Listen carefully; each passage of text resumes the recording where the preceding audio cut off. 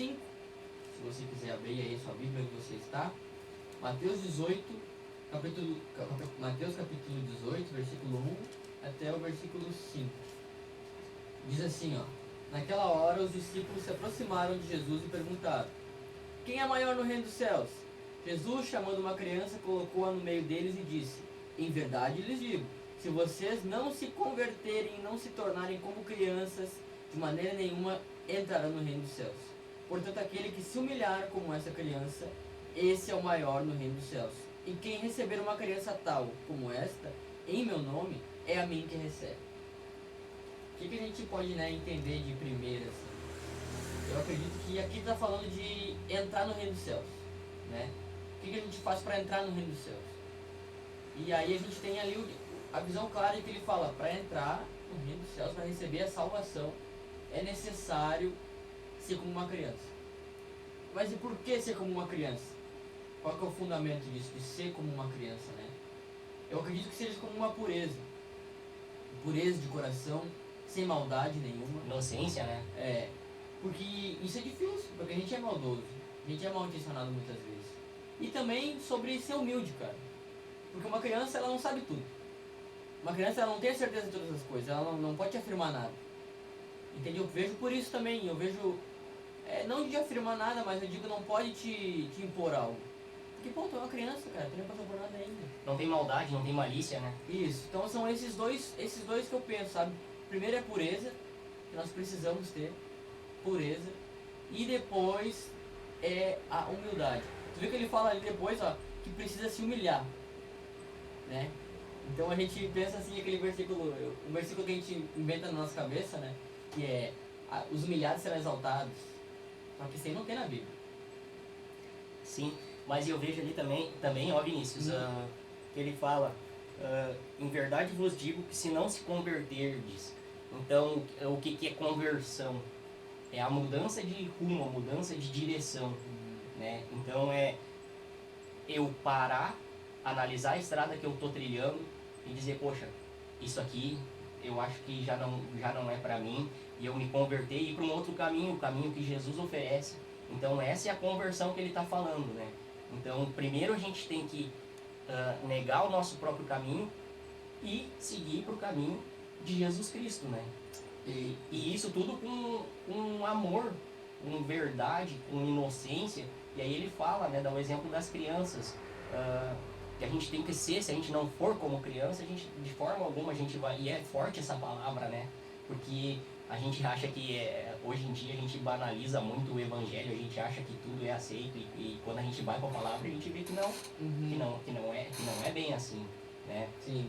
Então, é bem forte quando ele diz que de forma alguma vocês herdarão o reino dos céus. O que a gente precisa fazer então para herdar o reino dos céus? A gente precisa negar o nosso próprio caminho, se converter para um outro caminho.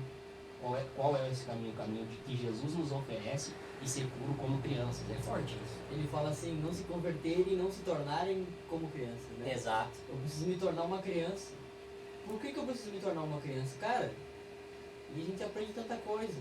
Uma criança tem várias coisas que a gente precisa imitar as crianças. E a que eu acho mais importante de todas é essa de...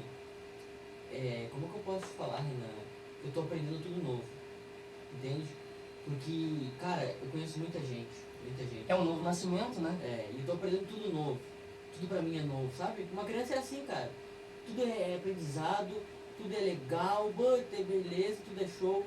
E é assim que a gente precisa se tornar, como criança, nesse ponto de tudo é novo pra gente.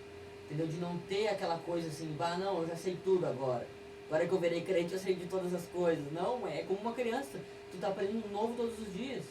Entendeu? E aí entra a pureza também, que é outra coisa importante, porque a gente é muito maldoso. Né? A gente, em todo lugar tem aquelas piadinhas maldosas. Aquilo que tu fala mesmo, muitas vezes a pessoa entende com duplo sentido. A malícia acompanha aquela malícia, a gente, né? É do ser humano essa malícia. É maldade impregnada na gente. E a gente precisa se converter, ou seja, transformação, para deixar essa malícia de lado. Porque muitas vezes vem o pensamento malicioso: não vou falar nada, sai fora. Sai de perto de mim o pensamento. Entendeu? Porque vem na carne da gente. Mas como é que pode? É difícil, né? Porque é involuntário isso. Não tem o que fazer, né? Não tem o que fazer. E vem na gente assim esse negócio e tu pensar bobagem, maldade, ou tu vê, por exemplo, o Renan com uma... Eu vou usar um exemplo, tá? Eu vi o Renan com uma prima, e eu já penso que é uma namorada do Renan que ele não falou para a igreja. Tá entendendo? A maldade que eu vejo numa coisa que nem é. A gente já formula um pensamento, né? E muitas vezes nem é, não tem nada a ver com isso. Isso é maldade, cara. Isso é má intenção. Entendeu? Então, cara, a gente precisa mudar nesse ponto e ser puro. Tem a música do David Gillan lá, até se puder rodar, depois eu quero pedir essa música aí como ouvinte. Quero ser como criança. Ele fala isso, né, cara? Voltar à inocência. Então, voltar a ser inocente, a não ter maldade. Vamos rodar depois aí. Isso é não ter maldade, não pensar bobagem, não pensar por interesse, não agir por interesse com Deus também. Entendeu? E ele fala de te amar pelo que és. Né? A gente amar Deus pelo que ele é, não pelo que ele pode fazer. E é difícil, cara, porque a gente busca Deus porque a gente quer algo em troca. A gente não busca Deus porque a gente ama Ele. A gente não busca Deus porque Ele é tudo pra nós, Ele nos amou primeiro. A gente busca Deus porque a gente quer algo. A gente precisa de algo. Ou, sei lá, tanto faz. Já tô aqui agora, não tem. Não, a gente esquece de que Deus, Ele nos amou a ponto de entregar um filho na cruz do Calvário por causa de nós, para nos lavar com o sangue desse filho. E aí a gente esquece disso e não age por isso, sabe? Então, só pra gente ir avançando aí, agora do versículo 1 ao 5, qual a conclusão que a gente chega? Preciso ser como uma criança, né? Preciso ser como uma criança e me converter nos maus caminhos. Senão, cara, e aí assim, que o Espírito Santo possa falar com os nossos ouvintes aí, cara, se tu acha que tu não precisa de conversão na tua vida, se tu acha que tu não precisa ser como uma criança, ser inocente como uma criança, ser puro como uma criança, tu acha, não, de forma alguma eu não consigo fazer isso, sinto muito, meu amigo, mas não, sim, todo mundo precisa. E aqui ele diz, essa é a forma para herdar o reino do céu. Não importa se tu acredita ou não, sinto muito, se tu não fizer isso, tu não vai herdar o reino do céu. Verdade, isso é violento, né? Então, só pra gente finalizar essa parte aqui, que você possa estar refletindo e analisando sobre isso, ver se de repente você não precisa se converter de alguns caminhos, algumas decisões, algumas atitudes que você tem tomado, e que o Espírito Santo possa estar ajudando a cada um, até nós mesmos, a você que está nos ouvindo, a ser como criança, porque é lindo, né? É uma fase linda da nossa vida quando a gente é criança, né? Verdade. A gente não se preocupa com basicamente nada, né? A gente só quer, sei lá, brincar. Não pensa no amanhã, não tem muita preocupação. É a fase da inocência mesmo, né? É, isso aí mesmo. Então que possamos... Cara, sobre isso é verdade, velho. Porque a gente agora como a gente é adulto, né? Adulto só na idade, no tamanho não mudei nada. Mas a gente é adulto, cara, a gente se preocupa com as coisas que a gente não precisa se preocupar. Né? Se a gente crê que serve a um Deus forte, falava sobre medo, né, na célula, a gente crê que serve a um Deus poderoso que vai nos suprir, mas a gente se preocupa.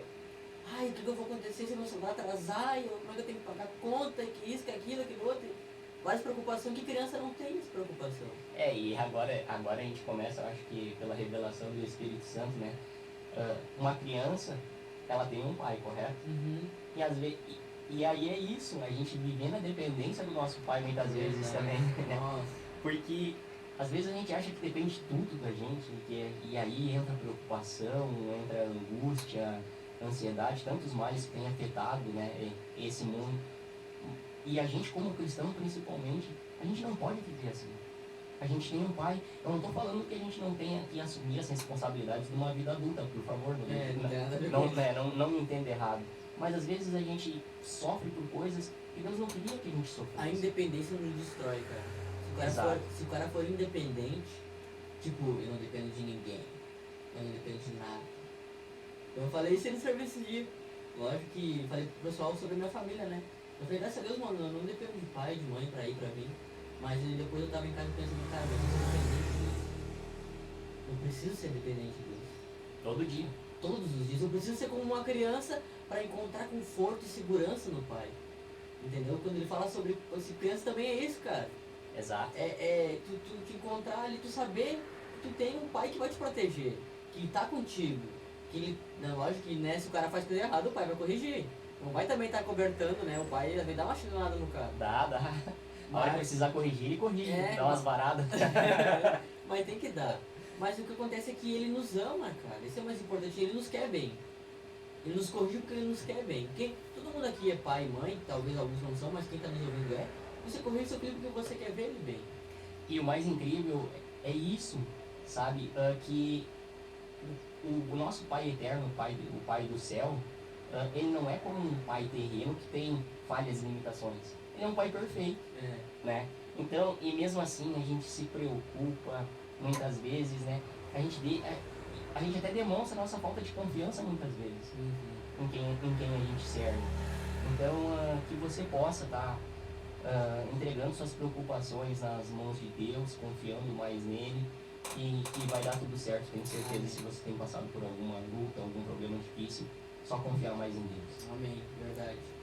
A Bíblia fala sobre isso, né, Renan? Só pra agora a gente entrou nessa, eu acho que pensei em várias coisas. Né? Não andeis ansiosos, pelo que eu vejo de comer, de beber. Pô, se Deus cuida das árvores, Deus cuida dos lírios, do campo, cuida dos passarinhos, Ele não vai cuidar de vocês, que são filhos dele. Né? E a gente se perturba, se inquieta por pouca coisa. E quando ele fala que é para aqueles homens lá, para os discípulos, homens de pequena fé, cara, eu me vejo nesses homens de pequena fé às vezes, sabe? Uma fezinha desse tamanho assim. Basta um grão de mostarda. Basta uma coisinha, o cara já perde a fé, já não sabe mais o que fazer. Já se abala, já se preocupa. E a gente precisa ter essa fé renovada, cara. Entendimento de que a nossa fé tem que estar nele. Ah, aconteceu, beleza, cara. Minha fé está em Jesus Cristo, Ele sabe todas as coisas, amém. Se for da vontade dele, vai dar tudo certo. E só para ficar claro, né? Às vezes a gente não tem um entendimento disso. Não significa que a gente serve a um Deus perfeito, mas não significa que a gente não vai passar por coisas que talvez a gente, situações difíceis, momentos complicados, mas o que nos diferencia e o que Deus nos promete é que a gente não vai ficar nessa adversidade. A gente vai passar por elas, a gente vai superar cada limitação. É isso que Deus nos oferece. Então, às vezes tem momentos complicados, a vida é feita de altos e baixos, né? Mas que a gente possa ter essa certeza que a gente tem um pai amoroso, um pai perfeito, que está no céu e está também do nosso lado a cada dia, né? Nos ajudando a superar as nossas limitações. E ele trabalha a nosso favor, né, cara? Se nós trabalhamos por ele, se nós vivemos para ele. Ele trabalha a nosso favor. Às vezes não parece, porque a nossa visão é limitada, mas ele trabalha por nós. A gente pode ver quantas coisas vá antes e na real a gente nem vai lembrar de momentos que a gente esteve desesperado, porque depois passou e não foi nada, tu nem lembra, porque Deus sabe, Ele trata a gente de uma maneira bem distinta do que a gente acha que é. A gente fala, agora é aqui, Deus vai andando lá no outro lado, tá pensando por outra área, por outra forma, e a gente tá confuso.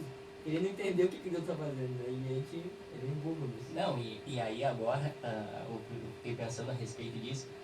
Por exemplo, tu tem o Isaac, né? Que idade tem o Isaac? 3 aninhos. Vai ter momentos, se tu puder livrar ele de qualquer situação difícil, tu como pai, tu vai fazer, né? Só que tu não vai conseguir fazer isso o tempo todo. E até tu estaria privando o Isaac de desenvolver o próprio comportamento dele, correto? Sim. Então vai ter momentos que tu vai ter que deixar ele passar por situações para ele aprender, para ele evoluir. E eu vejo isso na minha vida, cara. Meus pai e minha mãe, eles não tentaram, mas eles me ensinaram ali. E de certa forma tentaram muitas vezes, deu uma empurrãozinha, sabe? E eu, cara, não, eu quero fazer o que eu quero fazer. E aí eu fui, fiz, quebrei a cara, precisei, né? Pra entender que, pô, às vezes o pai e a mãe tá sempre certo, entendeu? Tá sempre certo. Exato. Não tem o que fazer. Não tem, e o nosso pai, ele tá sempre certo. E por mais que doa, e eu tenho certeza que doeu na tua mãe e no teu pai, teve um momento que eles tiveram que dizer, não, então vai lá. Como na parábola do filho pródigo, né? Dá vontade de dar um laçaço, deve dar, né? Sim. Por favor. Mas que ele teve que dizer, tá, cara, tu quer tua herança, então vai lá. Ele sabia que aquele filho ia quebrar a cara. Sim. Né? Sim. Mas foi preciso, foi necessário. E glórias a Deus de quem tem a oportunidade de se arrepender e se converter dos seus maus caminhos, amém? Amém, verdade. Vamos seguir então na nossa palavra? Vamos. Quer ler agora ou quer que eu leia? Essa aí é tua, é cheia de explicação, né? Posso ler? Pode ler? Então tá. No versículo agora 6, 6 ao 10, né? até o 9. É o 9? Até o 9. Tá ok. Mas qualquer que escandalizar um destes pequeninos que creem em mim, melhor que fora que lhe pendurasse ao pescoço uma pedra de moinho de azenha e se submergisse na profundeza do mar. Ai do mundo por causa dos escândalos, porque é mister que vem a escândalos, mas ai daqueles homens por quem o escândalo vem. Portanto, se a tua mão ou teu pé te escandalizar, corta-o e atira-o para longe de ti. Melhor te é entrar na vida coxo ou aleijado, do que tendo 2 mãos e 2 pés, serem lançados no fogo eterno. E se teu olho te escandalizar, arranca-o e atira-o para longe de ti. Melhor te é entrar com um só olho na vida, do que tendo 2 olhos serem lançados no fogo do inferno. Que Jesus é esse? Que cara? Jesus é esse? Mas Deus, sai daí. mas Deus não é amor? É. Deus é amor, com certeza, tá, irmão? Ele é tudo, né, cara? Que tem. Ele é tudo, mas ele também é justiça, é santidade. E aqui a gente pode provar isso, né? É. Cara, aqui se trata de uma coisa já um pouco diferente, né? Tá, agora eu sou um pequenino, né? Sou um santo, um separado, quero viver o propósito de Deus, quero viver a transformação. Aqui o pequenino ele fala, eu acho que aqui tem um duplo sentido, né? Ele fala das crianças, porque os versículos anteriores falavam das crianças, mas eles falam também de todo cristão genuíno e verdadeiro que está iniciando na fé, né? É uma criança na fé, né? Exato. E talvez esse cristão que seja o correto, sabe? Que está sempre iniciando na fé, sabe? Sempre aprendendo. Então tá, nós somos as criancinhas, As tá? crianças. Os cristãos são as criancinhas. Daí ele fala, ai daquele... Como é que é? Dele? Vamos ver o versículo. Aí se alguém fizer um desses pequeninos que crê em mim, seria melhor para que uma grande pedra de moinho fosse pendurada no pescoço e fosse afogada no profundo mar. Então, por que o tropeçar? O que seria essa pedra de tropeço? Vou fazer o pequenino tropeçar. Eu acho que é ele e voltando aos versículos anteriores, ele se desviar do seu caminho, santidade, de uma vida com Deus. Tá, mas aí ele fala, do pecado, eu acho. e se alguém fizer um desses pequeninos tropeçar? Exato. Tipo, eu te fazer tropeçar. Exato. Como que eu posso fazer? De que maneira eu posso te fazer tropeçar? Tu pode me oferecer caminhos que desagradam a Deus. Vamos supor que eu sou da igreja, tá? Só que eu sou teu líder e tu é o meu discípulo. É um exemplo. Aí eu te dou um ensinamento errado. E te fiz tropeçar. Ai de mim. Forte isso, né? Ai de mim. Se eu te dizer, Renan, vai por ali, ó. E o Renan vai lá, se machuca, quebra a cara, coisa que não é de Deus. Exato. Eu, por exemplo, eu sou o teu líder e eu te ofereço um Deus que não é o Deus da Bíblia. Ai de mim. Ai de mim. É isso que eu tô falando. Eu faço meus irmãos tropeçar. Entendeu? Então eu fiz o meu pequenino tropeçar. Tem outra forma de fazer tu tropeçar. Eu te fazer tropeçar. Conforme eu lido com a minha vida. Se eu sou teu líder e eu tenho minha vida trocada, ou tu me vê fazendo alguma coisa que não provém de Deus, e eu falo, não, mano, velho, que assim, isso tá legal. E eu te faço tropeçar também. Talvez isso não tenha importância, pode ficar também. Não dá nada. Se eu não for um exemplo e te fizer cair, ai de mim. Então eu vejo duas coisas aqui. Primeiro é o ensinamento. E eu vejo que essa palavra, cara, é pra líderes, entende? Eu acredito que seja pra líderes essa palavra. Pra quem quer de fato seguir a Cristo e ser um exemplo. Talvez você está nos ouvindo e fala, cara, eu quero, eu tô afim de... É verdade, eu nunca tinha pensado nisso, Vini, porque o líder, por mais que a gente tenha que estar se renovando a cada dia, mas ele tem a alcunha, digamos assim, e a responsabilidade de uma pessoa firme e madura na fé. Uhum. E ele está lidando ali com pessoas que estão iniciando a caminhada. Então, verdade, talvez seja muito mais para líderes esses versículos aqui, ainda que a gente possa utilizar na nossa vida cristã também, Sim. do que um mero irmão que vai na igreja. Não, eu até digo para esse irmão que só vai na igreja, você precisa ser um exemplo. Porque tem gente que te olha. Você é um líder, você nem sabe que você é um líder. Com certeza. E a vontade de Jesus é essa, que um dia você seja um líder. Isso. Não, Renan, tu é um líder da tua casa. Exato. A senhorinha que vai na igreja lá, que ninguém dá pra ela é líder da casa. Só ela vai, ela é líder da casa dela. Talvez só ela luta pela família dela. E ela precisa ser exemplo ela não pode ser tropeço pros outros. Ah, mas lá na igreja tu vai e aqui tu vem ficar fazer bocão e no final de semana tu toma cachaça e vira... Ué, como assim? Eu não sou exemplo?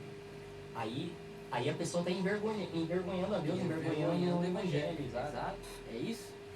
Então e aí a gente fala, ah, Jesus não é tão radical assim, né? Não é essa coisa toda radical. Vamos ler ali que ele fala no 8. Olha só. Se a sua mão ou seu pé leva você a tropeçar, corte-o e jogue fora. Pois é melhor você entrar na vida manco ou aleijado do que ter nas duas mãos os dois pés, ser lançado no fogo eterno. E depois ele dá um outro exemplo dos olhos, né? Mas então ele fala do quão radical a gente precisa ser para ser exemplo. Ou seja, o cristão é um líder, tá? Pra mim é isso. O cristão, que é de fato cristão, é líder. Aonde ele for, ele é um líder, ele é um exemplo. Ele é um sal da terra. Ele é um exemplo, exatamente. Ele é ali a diferença. Ele não, ah, mas eu sou cristão, eu vou na igreja, mas eu não tenho essa vontade de ser líder de célula, de ser líder de algum ministério, beleza. Não tenho, não é obrigação. Mas você precisa ser um exemplo. Você precisa ser a diferença. Porque as pessoas no seu serviço, elas te olham. E elas procuram ver alguma coisa que, pô, mas aí... E quantas vezes a gente envergonha o evangelho, né? Quantas vezes eu envergonhei o evangelho? E ai de mim, cara. E é comum muitas vezes, né, a gente envergonha. Com os nossos gestos, com as nossas palavras, com as nossas atitudes. E às vezes, muitas vezes, até com os nossos pensamentos. Né? Então, porque Deus, por mais que ninguém conheça, Deus conhece os nossos pensamentos. Deus sabe. Esse negócio do pensamento é louco, mano. Por causa que é uma briga constante. Tu tem que estar amarrando várias vezes no dia. Ah, sai daqui, tá amarrado. Sai da minha mente, sai fora. Tem que estar lutando contra isso, né? Ah, tá louco. Eu assim, né, nesses últimos semanas, últimos meses, talvez, eu tenho pensado mais nisso, sabe? De pensamentos. E o cara, o bagulho é... Porque vem coisa assim na tua cabeça que... Tu vê que é da tua carne, assim, que não tem fundamento, cara. Que tu não quer pensar, né? Não, e não tem o que tu fazer. Ele já tá ali, tu fala, não, eu não te aceito. Eu não te aceito, sai daqui. Tem que estar sempre consciente nisso, mas... Sobre, eu acho que o pensamento é bem mais pra frente, mas sobre ações, né? Sobre falas, sobre gestos. Isso tudo, cara, a gente pode fazer o nosso irmão tropeçar. Isso tudo é muito perigoso. Quando ele fala isso, cara, Renan, como é que eu posso... A Bíblia fala claramente, mas se eu fizer algo que te desagrada, por exemplo, assim, eu tô na igreja, tá? Só que tu me viu num bailão traindo minha mulher, e tu ficou triste. Eu pequei com triste. Exato. Porque a Bíblia fala, aquele que fazer o seu irmão se entristecer, esse já está pecando. Já não está cumprindo o segundo mandamento. Que é amar o seu irmão. E aí, tu fica estagnado ali, né? Porque, conforme diz a palavra de Deus, teu irmão tem alguma coisa contra ti, vai e te conserta com o teu irmão. Antes de tu ir lá na igreja, cantar, louvar e orar. Fala isso depois, cara. Que massa isso, sério, verdade. Não, e é importante, cara. E quando isso fala lá em Pedro, se eu não estou enganado. Quando eu li isso, cara, de que o que eu faço talvez entristeça o meu irmão, e se eu fizer isso, eu tô pecando, meu Deus do céu. É uma responsabilidade muito maior, cara. Eu lutar, lógico que eu não posso viver minha vida de acordo com os meus irmãos.